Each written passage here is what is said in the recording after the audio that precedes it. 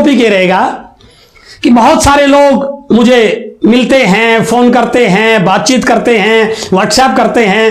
वो एक सवाल पूछते हैं बार बार कि सर, जब ये बिजनेस आपने शुरू किया उसमें ना ज्यादा प्रोडक्ट थे, ना डिलीवरी सेंटर थे, ना कोई इनकम का एग्जाम्पल था, आप ऑलरेडी लेक्चरर थे, हरियाणा एजुकेशन डिपार्टमेंट में गवर्नमेंट जॉब में थे, क्लास 2 पोस्ट पे काम कर रहे थे, साथ साथ एक बहुत बड़ा कोचिंग सेंटर चला रहे थे। उस समय आपने क्या देखकर आरसीएम शुरू किया? तो आज का पहला विषय मेरा यह रहेगा कि मैंने ऐसा क्या देखा कि मैंने कोचिंग सेंटर को बंद करके, नौकरी को छोड़ के इस बिजनेस को शुरू किया, इस बिजनेस में अपना करियर बनाया। तो पहला विषय मैं बात करूंगा मैंने आरसीएम क्यों किया। दूसरा विषय मैं आपसे बातचीत करने वाला हूं आज, इस समय प्रेजेंट सिचुएशन में हिंदुस्तान में नेटवर्क मार्केटिंग को लेके, डायरेक्ट सेलिंग को लेके जो माहौल बन रहा है, जो तरह तरह की न्यूज आ रही हैं, जो एक्सपर्ट के डाटा आ रहे हैं, सारे इस बात की ओर इशारा कर रहे हैं कि इस समय इंडिया पूरे वर्ल्ड में डायरेक्ट सेलिंग के लिए सबसे सुटेबल कंट्री है। अभी 27 मई को भारत सरकार के वित्त राज्य मंत्री श्रीमान अनुराग ठाकुर जी ने डायरेक्ट सेलिंग पर एक वक्तव्य जारी किया। उन्होंने स्पष्ट एक लीडर की तरह बात की। उन्होंने बोला कि डायरेक्ट सेलिंग आने वाले समय की इंडिया की बहुत बड़ी अपॉर्चुनिटी है। मैंने आरसीएम बिजनेस क्यों किया?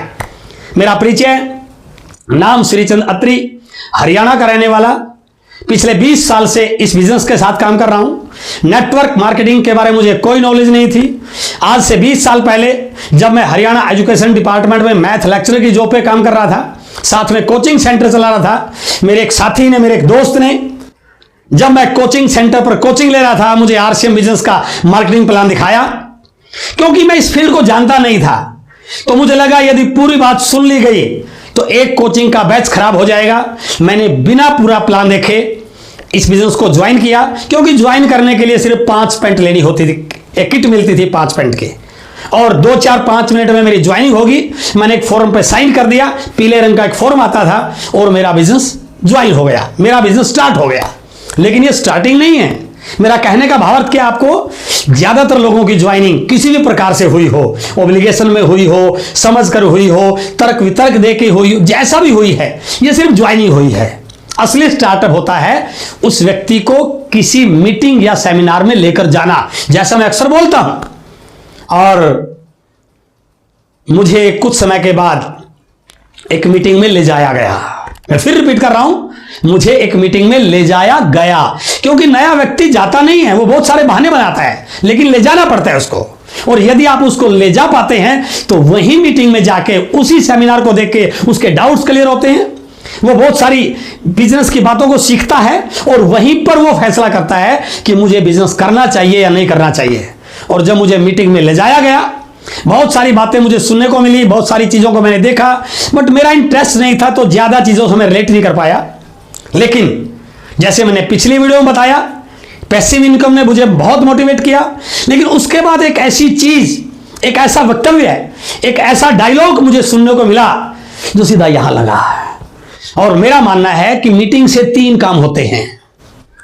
या तो मीटिंग किसी को जगा देती है, या रुला देती है, या हंसा देती है। यदि इन 3 में से कोई भी एक काम हो गया तो आपकी मीटिंग सक्सेस हो जाती है। और उस बात ने मुझे जगा दिया, यहां लगी वो। और जैसे ही वो बात चल रही थी, वो मीटिंग थी आदरणीय ओपी शर्मा साहब की, रवि शर्मा जी के फादर, वो भी गवर्नमेंट एम्प्लॉय थे, राजस्थान गवर्नमेंट में एक बड़ी पोस्ट पे काम कर रहे थे। उन्होंने एक लाइन बोली, वो कहते हैं ना कि जोर का झटका धीरे से लगा। उन्होंने एक लाइन बोली, नौकरी करके आज तक ना कोई व्यक्ति अमीर बना है और ना अमीर बनेगा। और जैसे ये लाइन बोली, एकदम मुझे इस लाइन ने हर्ट किया, क्योंकि मैं गांव का, मेरी परवरिश हुई है, मेरे पिताजी अनपढ़ किसान रहे हैं, किसान बैकग्राउंड से मैं बिलोंग करता हूं। हमारे घर में, हमारे नहीं, अक्सर बहुत सारे लोगों के घरों में यह चर्चा होती है कि यदि किसी परिवार का बच्चा पढ़ जाए और पढ़ लिख कर एक अच्छी नौकरी लग जाए तो उस परिवार की दिशा बदल जाती है, परिवार के हालात बदल जाते हैं।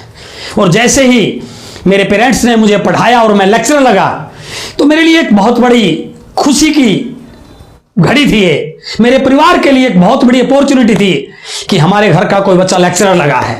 और उस मीटिंग में बताया गया कि नौकरी करके आज तक कोई व्यक्ति ना अमीर बना है और ना बनेगा। मीटिंग कोई बहुत बड़ी नहीं थी और उस समय उस मीटिंग में क्वेश्चनिंग भी हो रहा था। और जैसे ही ये लाइन बोली गई, मैंने तुरंत हाथ खड़ा किया और मैंने क्वेश्चन किया कि sir, I am not agree with this statement, मैं इस बात से सहमत नहीं हूं। तो उन्होंने पूछा क्यों? मैंने कहा सर, नौकरी करके क्यों नहीं अमीर बना जा सकता? मैं लेक्चरर हूं, अगला पे स्केल आएगा 6th पे स्केल, 7th पे स्केल आएगा, हमारी इनकम लाखों में पहुंच जाएगी, आगे प्रमोशन होगी, तो नौकरी करके सर बहुत पैसा आता है। उन्होंने कहा आप अभी अंधेरे में हैं। नौकरी करके पैसा कमा सकते हैं, रोजी रोटी अच्छी हो सकती है, अच्छी लाइफ हो सकती है, लेकिन अमीर नहीं बना सकता भाई साहब। तो मैंने पूछा क्यों? उन्होंने एक लाइन बोली जो मैं अक्सर बोलता हूं और आज आपके साथ भी शेयर करना चाहता हूं। क्योंकि उस समय आपकी सैलरी अकाउंट में ट्रांसफर नहीं होती थी, ऑनलाइन सिस्टम नहीं था। जहां पर मैं नौकरी करता था वहां क्लर्क मुझे पैसे गिन के देता था, सबको ये तनख्वाह गिन के मिलती थी। तो उन्होंने एक लाइन बोली, नौकरी में आपको हमेशा गिनकर मिलता है, चाहे वो कितना भी मिल रहा है वो गिनकर मिलता है। जब आपको गिनकर मिलता है तो आप उसको गिनकर ही खर्च करते हैं, और गिनकर कमाने वाले और गिनकर खर्च करने वाले को कभी अमीर नहीं कहा जा सकता है। और जैसे यह बात सुनी, मैं एकदम सहम गया कि बात तो सही है। जैसे मुझे तनख्वाह मिलती है, पर्स थोड़ा सा मोटा हो जाता है, थोड़ा थोड़ा टेढ़ा मेढ़ा चलते हैं, पैसे आ जाते हैं, लेकिन घर आते आते भाई साहब 50% पैसा तो खर्च हो जाता है। रास्ते में बहुत सारे लोगों के बिल पे करने होते हैं। 15 तारीख तक आते आते 60-70% सैलरी खर्च हो जाती है। 25, 26, 27 तारीख आते आते बहुत सारा पैसा खर्च हो जाता है। और फिर क्या होता है, लास्ट की 3, 4, 5 दिन में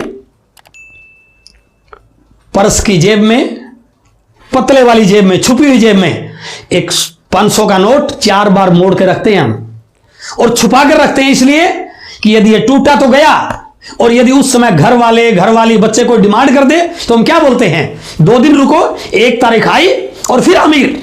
और मेरे दोस्त, पूरी जिंदगी ये चक्कर चलता रहता है, अमीर बनते नहीं है, अमीरों के ख्याल जरूर रखते हैं। और मुझे लगा कि ये बात तो सही करें हैं, नौकरी में गिनकर ही मिलता है, तो इसलिए नौकरी से अमीर नहीं बना सकता। लेकिन उसके आगे की लाइन क्या बोली, यदि आपको अमीर बनना है तो आपको बिजनेस करना पड़ेगा। और जैसे यह बात बोली, मैंने मेरे कई साथियों को बिजनेस करते देखा, बड़े परेशान रहते थे। और जैसे उन्होंने कहा कि नौकरी करके अमीर नहीं बना जा सकता, बिजनेस करके अमीर बना जा सकता है, तो मैंने उनसे पूछा सर, क्या गारंटी है कि बिजनेस करके अमीर बना जाएगा? उन्होंने कहा नो। तो फिर आप बोल रहे हैं कि बिजनेस करके अमीर बना जा सकता है? उन्होंने कहा नहीं, बिजनेस करके अमीर नहीं बना सकता। लेकिन उन्होंने एक स्टेटमेंट दिखाई जे पॉल गेटी की, यदि आपका बिजनेस इन 4 सिद्धांतों पर खरा उतरता है तो दुनिया की कोई ताकत आपको अमीर बनने से रोक नहीं सकती है। तो क्या बताया? पहला, आपका अपना बिजनेस होना चाहिए। नंबर 2, उस बिजनेस के प्रोडक्ट डेली कंज्यूमेबल हों, एफएमसीजी के प्रोडक्ट हों। तीसरा, उस बिजनेस में इनकम के डिफरेंट लेवल हों। और चौथा, वो बिजनेस केवल आप पर निर्भर ना हो, वो डुप्लीकेबल हो, आपके अलावा हजारों लोग उस काम को कर रहे हो तब भी आपके घर में इनकम आए। यदि आपका बिजनेस 4 सिद्धांतों पर खरा उतरता है तो दुनिया की कोई ताकत आपको अमीर बनने से रोक नहीं सकती। और फिर उन्होंने कहा, आरसीएम बिजनेस इन 4 सिद्धांतों पर 100% खरा उतरता है। Number 1, your business. यदि आपने आरसीएम का ऐप डाउनलोड कर रखा है, आप उसमें लॉगिन आईडी पासवर्ड भरते हैं, आपका होम पेज खुल जाता है और उसके ऊपर लेफ्ट हैंड साइड में 3 लाइन है भाई साहब, उनको क्लिक करके देखना। तीसरे नंबर पर क्या लिखा है, योर बिजनेस। क्या मैसेज है इसका? वो 2000 का है, 2 लाख का है, 2 करोड़ का है, 20 करोड़ का है, वो इस बात की ओर इशारा कर रहा है ये आपका अपना बिजनेस है। बहुत सारे लोगों को गलतफहमी होती है ये किसी और का है, ये आपका बिजनेस है भाई साहब। इसका आरसीएम बिजनेस जे पॉल गेटी के पहले सिद्धांत पर खरा उतरता है। सेकंड, यहां पर सारे के सारे प्रोडक्ट डेली कंज्यूमेबल हैं। आपने इस बिजनेस के जो भी प्रोडक्ट खरीदे हैं या आप खरीदने वाले हैं, कोई भी उठा के देखिए। आप बिस्किट लेते हैं, चाय लेते हैं, आप हल्दी मिर्ची लेके आते हैं, आप पेस्ट लेते हैं, आटा लेके आते हैं, मसाले लेके आते हैं, साबुन लेके, वो कंज्यूमेबल तो हैं। इसका मतलब क्या हुआ, आरसीएम बिजनेस जे पॉल गेटी के दूसरे सिद्धांत को भी पूरी तरह से सही साबित करता है। एंड द थर्ड, यहां पर इनकम के बहुत सारे लेवल हैं, डिफरेंट लेवल से आपको इनकम आती है। और चौथा और सबसे इंपॉर्टेंट, ये बिजनेस डुप्लीकेबल है। ये केवल आप पर निर्भर नहीं है, आप एक नेटवर्क बनाते हैं और आपके नेटवर्क में आपसे भी अच्छे लोग आने की संभावना होती है, आपसे भी ज्यादा मेहनत करने वाले लोग आते हैं, आपसे भी बड़ी इनकम का ड्रीम लिखने वाले लोग आपकी टीम में आते हैं। और जब वो काम करते हैं तो उनके काम का फायदा आपको भी होता है, यानी वो केवल आपके भरोसे नहीं चलता। इसका मतलब ये हुआ, ये बिजनेस जे पॉल गेटी के 4 सिद्धांतों पर खरा उतरता है। इसका मतलब ये इस बात की ओर इशारा करता है, ये आपको अमीर बना सकता है।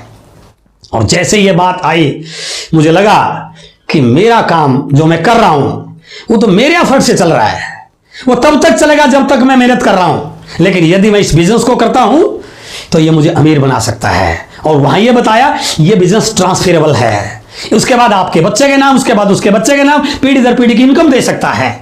और मैंने तुरंत उस मीटिंग में फैसला किया, इसको करना चाहिए। इसलिए उस समय ना प्रोडक्ट थे, ना डिलीवरी सेंटर थे, ना ऑनलाइन सिस्टम था, ना कंपनी की जानकारी थी, ना कोई इनकम का एग्जाम्पल था। तो मैंने इस बिजनेस को प्रोडक्ट देख के ज्वाइन नहीं किया, किसी की कार देख के ज्वाइन नहीं किया, कंपनी को देख के ज्वाइन नहीं किया। मेरे दोस्त, मैंने इस बिजनेस को विजन देख के ज्वाइन किया, फ्यूचर देख के ज्वाइन किया कि यदि ये ऐसा हो गया और जब ये बिजनेस इतना बड़ा हो जाएगा, सारा सिस्टम बड़ा हो जाएगा और लोग इस बिजनेस को शुरू करेंगे, तो मुझे इस बिजनेस में कामयाब होने से दुनिया कोई ताकत रोक नहीं सकती है। तो इसलिए पहला पॉइंट मैंने क्यों किया, मैंने इसलिए किया क्योंकि ये फ्यूचर का बिजनेस है और ये दुनिया की एक बड़ी अपॉर्चुनिटी है, दुनिया का 8वां अजूबा इसको कहा जा सकता है।